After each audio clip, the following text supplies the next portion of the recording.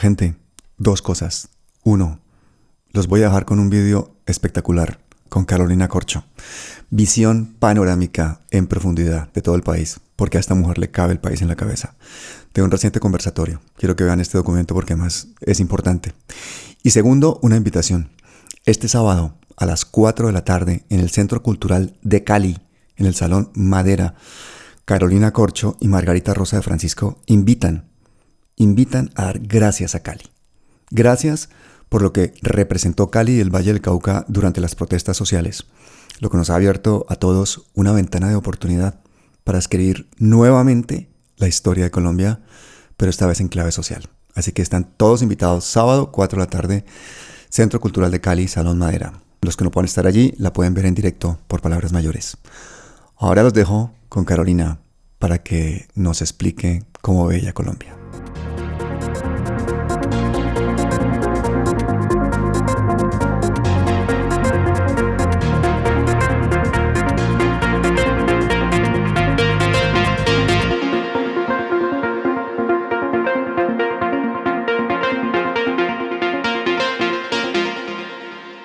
La Constitución del 91 podría denominarse la transición democrática más importante de la vida republicana del país reciente y, digamos, después de la transición de la independencia, que no era una transición de la república, sino de la colonia a la república, pero estamos hablando de la transición más importante de la política social, económica, en su época reciente, y es una transición pues, que tiene que ver con pasar del bipartidismo a un sistema de partidos pluralistas que hoy hace imposible que, por ejemplo, alguien como Gustavo Petro, que representa esa tercera corriente que emerge allí en ese trípode de la constituyente del 91, pueda ser gobierno, presidente de la República. Hay que decir pues también que evidentemente esa transición democrática es el resultado de unos procesos de desmovilización y procesos de paz, pero también es el resultado de un gran movimiento social, cívico y popular que disputó en la década de los 80 las elecciones populares a las alcaldías, que eran de elección por parte de los gobernadores, y se logra por parte de ese movimiento cívico popular la conquista de varias alcaldías en municipios. Esto se encuentra con ese proceso de desmovilización de las guerrillas del momento y por supuesto pues también con un movimiento urbano llamado la séptima papeleta. Entonces digamos que esto es el resultado no solo del proceso de paz, sino el proceso del movimiento social en Colombia en un acuerdo con las élites bipartidistas, las élites políticas del momento y las élites, pues lo que denominamos la oligarquía colombiana, que acepta de alguna manera que tiene que haber un tránsito desde ese modelo bipartidista que estuvo durante muchos años y décadas en Colombia. Hubo actores que quedaron por fuera de ese momento de la transición, como por ejemplo las FARC. Por eso el proceso de las FARC es tan importante, porque es como una continuidad de esa transición. Posteriormente, 2 décadas después, en ese proceso de paz que recientemente vivió el país y que todavía no ha terminado de culminar, en tanto todavía estamos en ese proceso de cumplimiento de esos acuerdos pactados, pero evidentemente es un hito muy importante esa constituyente. Ahora, como todo proceso político y social, está sujeto a una correlación de fuerzas ideológicas y políticas sobre distintas concepciones de la época. Allá se disputa, obviamente, las ideas de la socialdemocracia, del socialismo, del liberalismo, de las distintas miradas de la época, pero nadie puede negar que fue mucho más el avance de la Constitución del 91 que lo que había previamente en Colombia en materia de derechos fundamentales, en materia de derechos civiles y políticos. No así, y allí hubo un vacío en términos de los derechos sociales y económicos. Es decir, la Constituyente del 91, la Constitución del 91 avanzó de manera importante en los principios republicanos de la división de poderes en Colombia, avanzó en la descentralización política, administrativa y fiscal del país, a pesar de que posteriormente en una contrarreforma con la ley 715 prácticamente se volvió a recentralizar lo que la Constitución descentralizó. Eso implicó que en Colombia haya sectores como la salud, la educación y el agua, hayan perdido aproximadamente 285 billones de pesos, el proceso de recentralización que significó la Ley 715, una década después de la Constituyente del 91, donde uno de los elementos centrales es la descentralización. Otro de los elementos, pues, importante, que es una deuda todavía de esa Constituyente, es el Estatuto del Trabajo. Eso es una orden constitucional. Y aún así, pues recientemente vivimos la coyuntura del país donde se hunde la reforma laboral en Colombia, que adelanta algunos de los aspectos fundamentales de los acuerdos que ha hecho el Estado colombiano a nivel internacional y el mandato también de la Constitución política. Ese, digamos, es un asunto que tampoco se había hecho en Colombia, la organización de entidades territoriales indígenas y la creación de regiones. Esos son algunos elementos centrales. Entonces, digamos que hubo un avance importante en términos de la apertura del sistema político del bipartidismo hacia la emergencia de otros partidos políticos. La apertura fue pues tal que tuvimos demasiados partidos políticos, lo cual tornó un caos el sistema político colombiano y hubo que hacer una reforma política en el año 2022 para reducir y crear un sistema de partidos políticos más manejable. Sin embargo, digamos, hubo esa apertura que permite que hoy una fuerza política distinta a lo que representa el bipartidismo pueda hacer gobierno en Colombia. Pero ahora la pregunta es, ¿cuál fue ese vacío? La reforma social y económica en favor de las mayorías excluidas de Colombia. Ahí hubo quizás un vacío, porque lo que se presenta después de la Constituyente del 91 es una rápida reglamentación de algún tipo de reformas que son las que denominamos las reformas de la seguridad social, pero en un sentido restrictivo, como lo demostraré a continuación, y es el debate que recientemente yo tuve que encabezar en el país, en un sentido restrictivo y en un sentido de favorecimiento de unas minorías en detrimento de las mayorías de este país. ¿Cuáles son esas reformas pendientes de esta constituyente o esta constitución del 91? Evidentemente hay varias, voy a mencionar solo algunos elementos centrales que tendrían que ser abordados para terminar ese proceso de transición democrática, para que Colombia pueda consolidar una república y una democracia real. Todavía en Colombia tenemos una democracia bastante formal. En la vía de la profundización de la democracia y el Estado social y democrático de derecho, ¿cuáles son esas reformas que constituyen además parte del programa del gobierno y que debería ser también la discusión de futuros gobiernos? Lo primero es una reforma agraria y campesina. Volvemos a la discusión de la primera mitad del siglo XX de Alfonso López Pumarejo y volvemos a la eterna discusión colombiana. Colombia tiene una concentración excesiva de la tierra. En términos del Gini tenemos una concentración de 0.9, cuando uno es la concentración máxima en una sola persona, la concentración de la tierra en Colombia es de 0.9. Eso es una concentración inadmisible.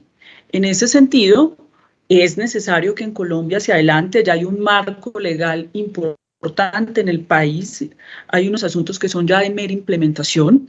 Recientemente en el Congreso de la República se avanzó en la aprobación de la ley que reconoce a los campesinos y campesinas, que constituyen aproximadamente 12 millones de colombianos y colombianas, como sujetos de derechos, donde hay varias propuestas que voy a referenciar del libro de Agenda de Transición Democrática.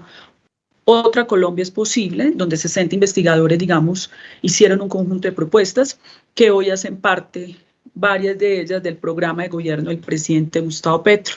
Estamos hablando de la necesidad, dentro de esas propuestas, para avanzar en esa reforma agraria, de una renta básica campesina.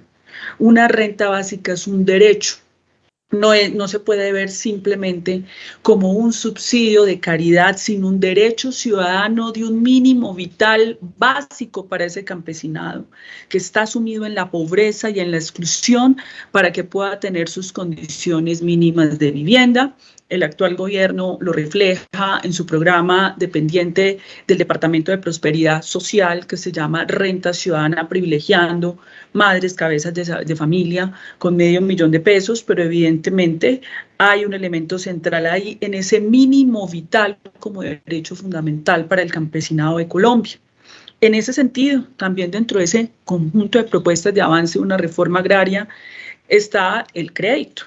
El crédito y el fomento a bajas tasas de interés para el campesinado y para la agricultura en Colombia. Las subvenciones y los subsidios en países del norte global, como Estados Unidos, Europa, frente a su campesinado son altísimas. Luego la posibilidad de competencia de un campesino colombiano que además está expuesto, excluido a la violencia frente al campesinado de los Estados Unidos es absurda esa diferencia. Entonces, en ese sentido, se necesita ese crédito y fomento a bajas tasas de interés. Es inadmisible que en Colombia nosotros en este momento estamos teniendo exportaciones de 15 millones de toneladas al año de alimentos que podemos producir en Colombia. Los primeros debates del mundo desarrollado es su soberanía alimentaria. Tenemos que pasar de la seguridad alimentaria como mera disponibilidad de alimentos, sino a la soberanía como la capacidad de producir en nuestra propia tierra y abastecer, y que el campesinado esté en el centro del abastecimiento, de la alimentación en las grandes ciudades. Eso en la pandemia avanzó de manera importante para que esa producción campesina sin intermediarios que los empobrecen y que no compran lo que vale realmente ese trabajo, sin intermediarios puedan proveer el consumo.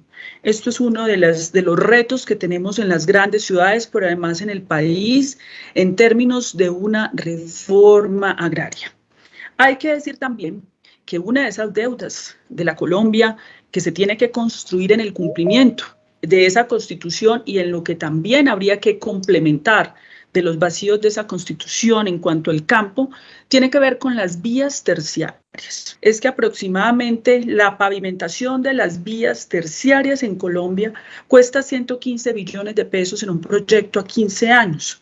Y toda la misión de transformación del campo que se ha discutido en Colombia costaría 373 billones de pesos, proyecto que, insisto, tendría que ser a 15 años, lo que costaría al Estado colombiano 24 billones de pesos al año.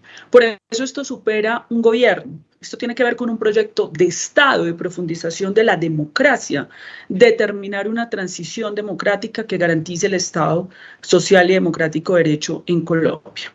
Estos son, digamos, algunos elementos centrales de lo que se denomina el avance. Ahora, tenemos ya unos avances importantes en el acuerdo de paz en el punto 1 y 4, que tiene que ver con la distribución de 3 millones de hectáreas entre víctimas y familias. Y la formalización también de la tierra, donde en Colombia se contabilizan 7 millones de hectáreas que no sabemos a ciencia cierta cuál es la propiedad de la misma. Entonces, avanzar en el camino de esa formalización, de esa distribución, es una tarea mayor. Ya hay un marco legal, ya hay un acuerdo de paz de carácter constitucional vinculante que permite avanzar en esas tareas que, insisto, no solamente competen hasta el gobierno, sino que tiene que ser una visión de mediano y largo plazo. Me impresiona la visión de los asiáticos y los chinos con sus planes a 50, a 100 años. En Colombia tendríamos que ser capaces de generar políticas de Estado a largo plazo, por encima de cualquier gobierno, porque se trata de la Carta Magna, el cumplimiento del Estado Social y de Derecho. Hay un segundo elemento que también fue un vacío en ese proceso de debate de la Constitución del 91, que es la reforma a la fuerza pública. Lo primero es que se haya establecido en Colombia una doctrina del enemigo interno. Si bien las Fuerzas Armadas fueron de manera importante fortalecidas a nivel de tecnología, a nivel de armamento, esto no se compareció de la misma manera con el tema de la protección de los derechos humanos y la necesaria educación de la fuerza pública en materia de derechos humanos y democracia. Esto se ve traducido en asuntos ampliamente conocidos por el país, como las ejecuciones extrajudiciales mal llamadas falsos positivos, donde murieron 6.402 jóvenes, y los demostrados vínculos entre sectores de la fuerza pública, el paramilitarismo y el narcotráfico, elemento central que mella la democracia. Pero además en el diseño institucional de la fuerza pública se dio una confusión entre la seguridad ciudadana que tiene que encargarse de la convivencia en las ciudades a cargo de la policía, y la seguridad nacional, que es la defensa de la soberanía del Estado en el territorio, a cargo del ejército. El hecho de que convivan en el Ministerio de Defensa y se confunda esta diferenciación entre seguridad nacional y seguridad ciudadana ha hecho, digamos, que en esta connivencia se presenten violaciones importantes a los derechos humanos en el país. Es por eso que una de las propuestas que actualmente también comparte el actual gobierno es la separación de la seguridad ciudadana a la seguridad nacional, separando la policía del Ministerio de Defensa y que dependa de otro departamento. Puede ser el Ministerio de Justicia, del Interior, ahí hay un debate, pero evidentemente tiene que ver con que la policía se ocupe de la convivencia, y evidentemente diferenciar esas otras funciones con un proceso de educación que supere, porque ya no es válido, esa lógica y esa doctrina del enemigo interno que pone una fuerza pública y a un ejército a disparar contra su pueblo, contra los civiles, lo cual no debe ser admisible. Esto es otra reforma compleja. Los temas de seguridad en Colombia siempre han sido temas vedados, secretos, no expuestos al escrutinio público democrático. En ese sentido, se debe crear o se propone crear el Consejo Nacional de Seguridad de Estado, donde haya un predominio civil y un control democrático, porque la sociedad tiene el derecho a poder participar de las decisiones de política pública en materia de seguridad, y esto no estar, digamos, apartado de la luz pública frente a un tema tan importante, frente a la soberanía del Estado, la seguridad humana y la protección de los ciudadanos. Estoy haciendo evidentemente un recorrido sobre asuntos, cada uno de estos temas pues son debates supremamente profundos, pero lo que me propongo pues evidentemente en estos minutos es hacer un recorrido muy rápido por esas reformas pendientes que tenemos en Colombia. Hay una que es fundamental, que es la reforma política. Ahí tuvimos un vacío también en la constituyente del 91 y las posteriores reformas que hay que corregir. Uno de esos vacíos es la vigilancia y control de los partidos políticos en Colombia. Los partidos políticos en Colombia en este momento están sujetos de vigilancia, inspección y control y de judicialización por diversas actuaciones que puedan ser irregulares. Esto está repartido entre varias salas, entre el Consejo de Estado, el Consejo Nacional Electoral, hay diversas instancias. En este sentido, la misión de observación electoral, que es uno de los centros principales de la sociedad civil en Colombia, ha expresado la necesidad de que todo esto se articule en una sola institucionalidad, en una corte electoral. Una corte electoral que no tenga incidencia en el proceso de elección por parte de los partidos políticos. Porque fíjense bien que en Colombia ocurre que el Consejo Nacional Electoral, que tiene que controlar a los partidos políticos, es elegido por los propios partidos políticos. Entonces, evidentemente va a ser muy difícil que haya una independencia, tiene que haber una independencia del órgano que va a ser el juicio, control, administración del sistema electoral en Colombia, de los partidos políticos que son sujetos de vigilancia en Colombia.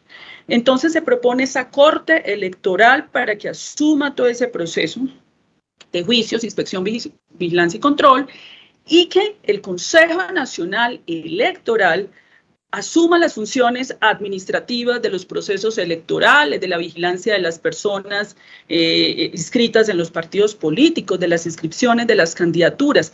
Esto debe ser independiente, insisto, de los propios partidos políticos. Deberían ser las altas cortes quienes designen los magistrados que hagan parte de estas corporaciones, y que esto además, que es otro debate del siglo XXI contemporáneo, y no solo del siglo XXI, sino de varias décadas, sobre la paridad de género en la participación y nominación en estos organismos. Esto va a ser muy importante porque en Colombia gozamos casi que de un 100% de impunidad en los delitos electorales. Va a ser muy difícil constituir una democracia en Colombia cuando no tenemos fallos hoy en Colombia sobre financiación de campañas por parte del narcotráfico, sobre financiación de campañas con contratos públicos, como ocurrió con Odebrecht, que eso generó un caos en las democracias de América Latina, menos en Colombia. Solo recientemente, por un movimiento del FBI en los Estados Unidos, pues se movilizan rápidamente en Colombia, pero a partir de un movimiento y unas declaraciones que parece ser se están presentando en los Estados Unidos frente a la campaña del entonces candidato Zuluaga, Oscar Iván Zuluaga, pero evidentemente esto pasa en la impunidad. En el año 2022, el Consejo de Estado profirió un fallo donde plantea que en Colombia hubo casi que 1.700.000 votos fraudulentos para la elección en el Congreso de la República. Estos fallos se dan de manera tardía, cuando ya ha pasado un tiempo el ejercicio del poder de estas corporaciones, entonces, y la compra de votos. Pero aparte de eso, estos fallos dicen hubo el fraude, pero no se establecen causas ni culpables.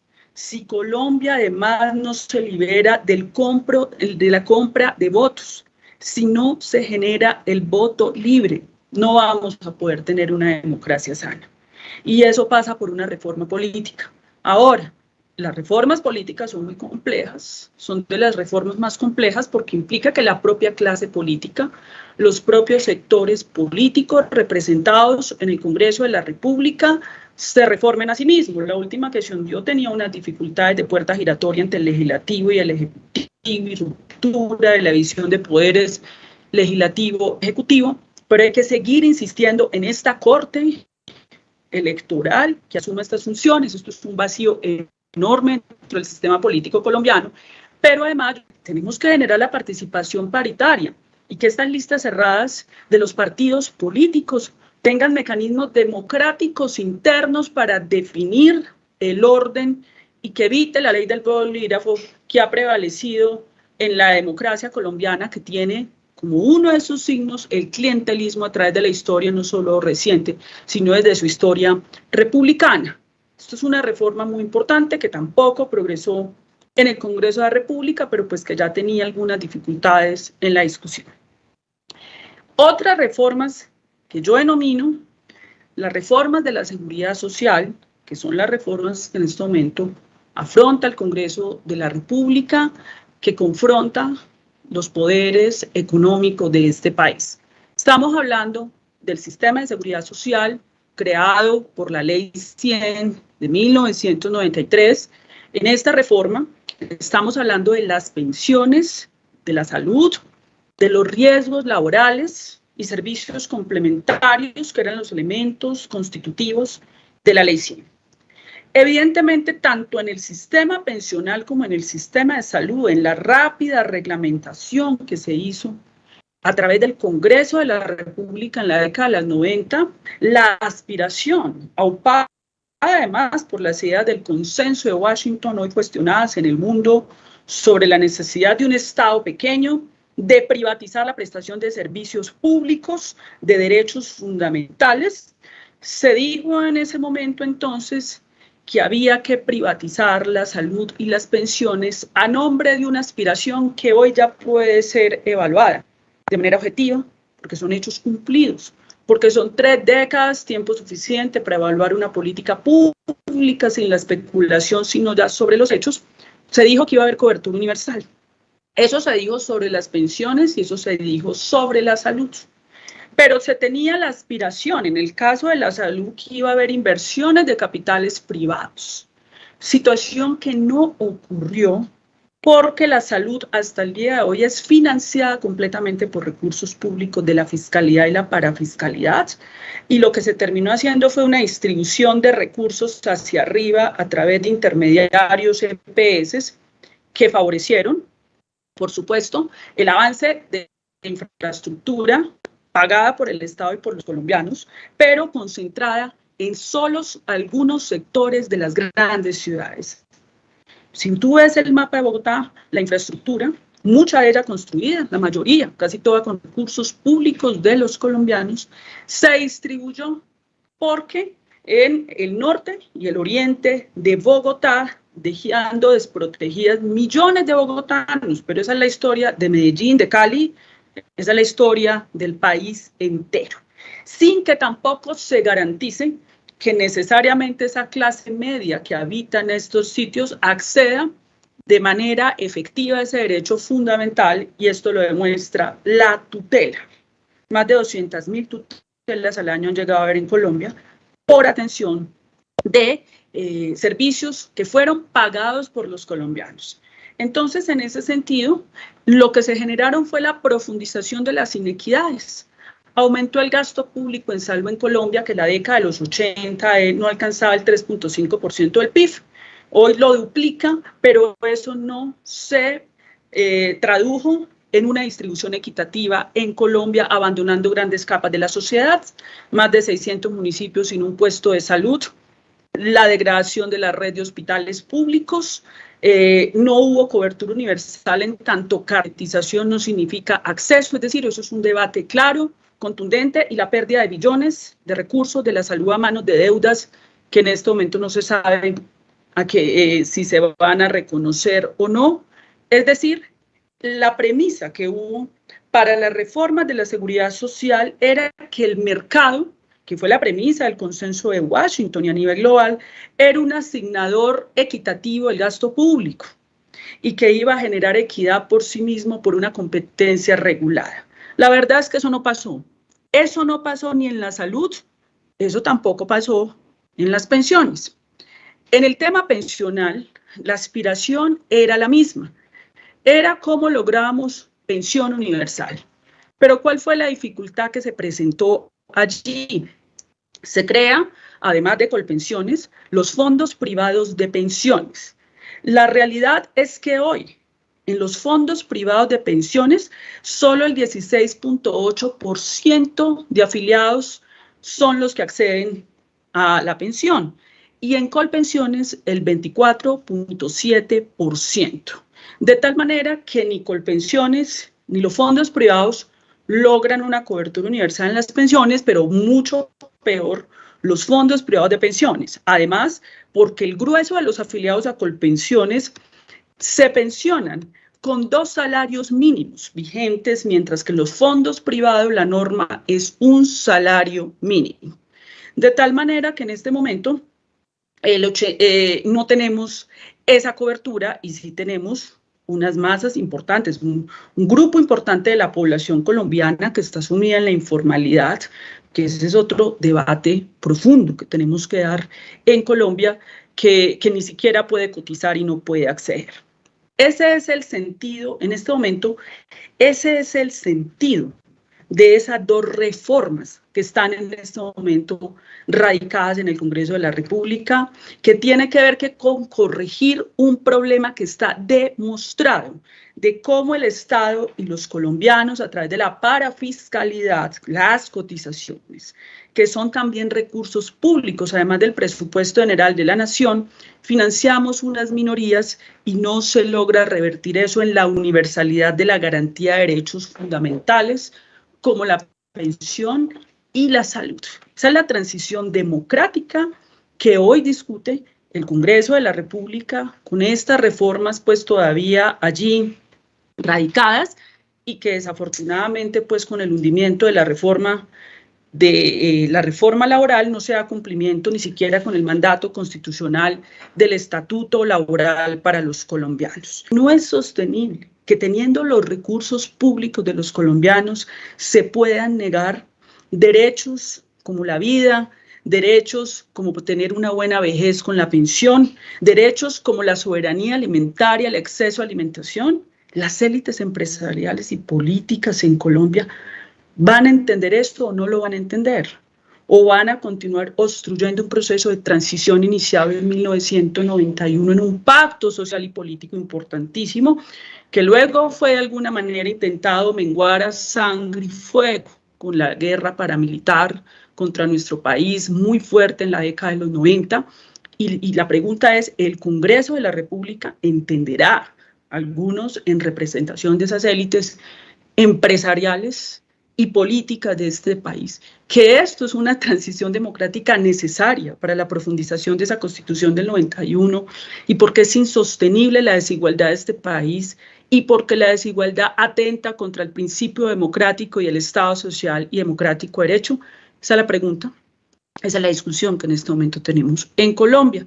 Discusión que desafortunadamente se ha desviado porque se discute mucho sobre las ramas y no sobre los contenidos mismos de lo que estamos discutiendo. Esa es la disputa política hoy en Colombia.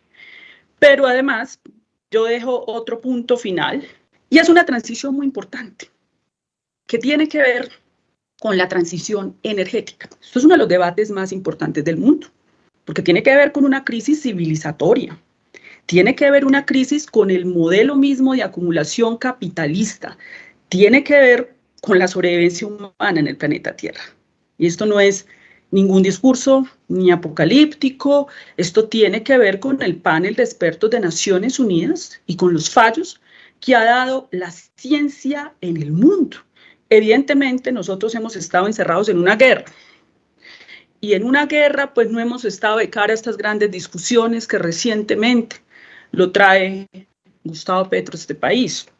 El problema de la crisis climática, que es otra de las reformas necesarias, pero que es transversal a todas son transversales a todas, tiene que ver no solamente con la emisión de gases de efecto invernadero, el calentamiento global, sino que también tiene que ver hasta con la producción alimentaria, la agroindustria.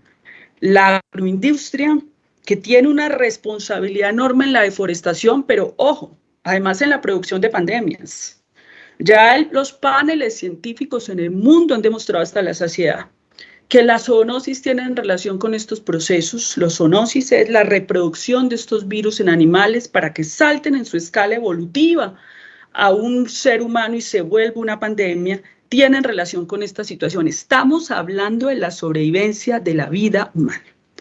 Pero aquí hay un debate que tiene que enfrentar también el país. El primer debate es, ¿hacemos una transición energética bajo el mismo modelo de acumulación capitalista y de exclusión social que genera la crisis, en donde entonces vamos a generar unas economías verdes? ¿Para qué? Porque la crisis también tiene que ver con que tú puedes generar una economía verde, pero pasas sobre las culturas ancestrales, indígenas, pasas sin que haya un pacto y una negociación para que esas economías verdes, que también tienen que extraer minerales para poder producir nuevas energías, no acaben con la vida de las comunidades. Esa es la discusión que tiene que dar hoy Colombia. ¿Cómo hacemos energías de hidrógeno verde, energías eólicas, otro tipo de energías, pero en convivencia con el campesinado, con las comunidades ancestrales, en diálogo con ellos, sin que esto se vuelva un factor de depredación y exclusión? Este es un elemento central también en esa transición, y cómo la transición energética no es solamente produzcamos esas energías, sino cómo evitamos la emisión de eso. Un ejemplo, nosotros podemos hacer producción de vehículos eléctricos en el mundo, pero ¿no sería mejor si implementamos sistemas de transporte masivo donde se pueda caminar más, donde se pueda gozar de la naturaleza distinto, donde haya una conexión con la naturaleza distinto? Estoy diciendo, tiene que haber un cambio cultural y civilizatorio que en Colombia lo han pregonado, y esto también tiene que ver con la constituyente del 91, los pueblos indígenas, los pueblos afrodescendientes, el campesinado tiene mucho que enseñarle al país sobre la convivencia de la naturaleza con el ser humano, porque lo que está en cuestión es el antropoceno, el ser humano como el hombre como centro del mundo, sino el diálogo con la naturaleza y con la madre tierra. Esta es otra gran discusión reformista, otra gran transición que debe suceder, esa transición democrática de la Constitución de 1991. Si tú no tienes un Congreso que logre representar al pueblo colombiano, ese Congreso termina representando los intereses corporativos de élites que se han financiado de estas reformas. Estamos hablando de los grandes empresarios, que son además quienes no producen, la mayoría de empleos lo producen en la pequeña y mediana empresa. En este caso, unas minorías que se han enriquecido. La salud ha generado multimillonarios en este país. Hoy están en los medios de comunicación pidiendo más plata. No dan cuenta de los recursos que le deben a los hospitales y a las clínicas, pero sí piden más plata. Pero luego se presentan discursivamente como que son el sector privado. Si son el sector privado, ¿dónde están los capitales privados? Es año tras año pidamos más plata sin dar cuenta del despilfarro que han hecho en el sector salud con los recursos, que no llega exactamente donde tiene que llegar, que es al cuidado de la vida, al cuidado de los pacientes. Estamos hablando de 80 billones de pesos en Colombia. 80 billones de pesos que han financiado lo que tú quieras en Colombia. La salud ha financiado el paramilitarismo, la salud ha financiado parte de grupos políticos, campañas, eso ha sido demostrado en Colombia. Si no hay una acción popular, una conciencia importante en la transformación del Congreso de la República, que ese Congreso de la República represente al pueblo colombiano y no esos intereses minoritarios de las corporaciones financieras ligadas al poder político clientelar en Colombia, va a ser muy difícil que se haga ese cambio, y ese es el llamado, que el próximo Congreso de la República tiene que ser renovado. Si no, va a ser muy difícil el avance en esto. Pero lo segundo es que parece ser que no hay una decisión política de estas élites multimillonarias con recursos públicos de hacer una transición de Colombia y de posibilitar un cambio. Hay un cierre frente a esa posibilidad, y hay una decisión de obstruir. Yo veo como una decisión obstruccionista, digamos, frente a unas posibilidades de cambio que no son de Gustavo Petro, sino que es una demanda social del pueblo colombiano expresada democráticamente en las urnas. Ahora, como en toda democracia, eso se tiene que centrifugar en la participación ciudadana, que es necesaria. La ciudadanía tiene que participar de ese debate, y eso no quiere decir, como ha dicho alguna prensa, que estemos usurpando la democracia representativa. Colombia constitucionalmente es una democracia participativa y representativa. El hecho de que la ciudadanía se apropie de su destino no quiere decir que se esté desconociendo la división de poderes, por el contrario, se está haciendo aplicación directa de la Constitución política, pero además el pueblo colombiano tendrá que barajar este proceso en las elecciones del 2026 y en las próximas elecciones de octubre, donde se mirará qué tanto continúa vigente. Por supuesto, pues seguirá vigente, pero hasta qué tanto el régimen político clientelar que defiende privilegios en Colombia, o qué tanto la ciudadanía es capaz de liberarse de esas políticas excluyentes y representantes de la exclusión en Colombia, y elegir gobiernos locales democráticos que representen a las mayorías del pueblo colombiano, la clase media, las clases populares, a los industriales, a la pequeña, mediana empresa, que han sido excluidas históricamente. Entonces creo que eso es lo que en este momento estamos viviendo en el país. Yo todavía no descarto, digamos, desde el punto de vista político, que no vayan a ser aprobadas las reformas. Ahí hay una correlación en todo caso de fuerzas, que va a depender mucho también de lo que pase en los resultados electorales, donde hay el nuevo juego de la democracia electoral, y las élites van a intentar disputar las regiones del país donde siempre han anidado. Entonces, en ese sentido, todavía no daría por descartado que el Congreso fuera un escenario donde se pudiera lograr eso. Sin embargo, esto es un asunto de conciencia ciudadana. En Colombia ha habido una contrapedagogía muy grande sobre estas reformas a nombre de los grandes medios de comunicación. Está claro que muchos de estos grandes medios son actores claramente opositores, con una agenda política de oposición.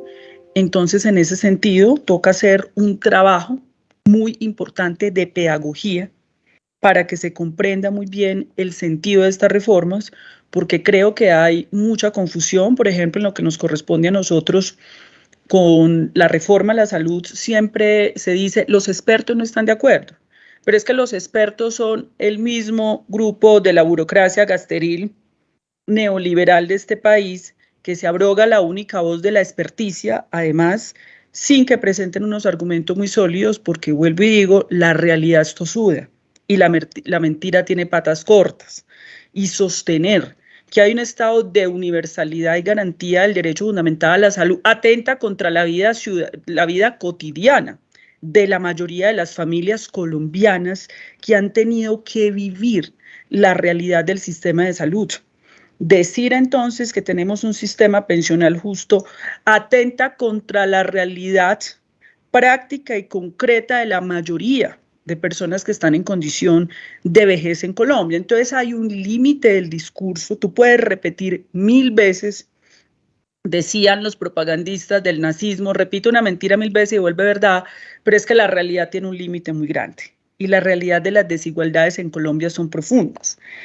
Esa realidad que está a favor de que se tiene que hacer un conjunto de reformas en Colombia, hay que volverle una pedagogía, una adecuación regional, una estrategia comunicativa, una estrategia participativa, que me parece a mí que es la que se tiene que adoptar ahora sin renunciar, pues evidentemente estos son reformas legales que tienen que pasar por el Congreso de la República, tiene que seguir viendo una insistencia en el Congreso de la República, eso depende mucho de las élites y también de cómo se vayan a comportar los partidos políticos y las bancadas.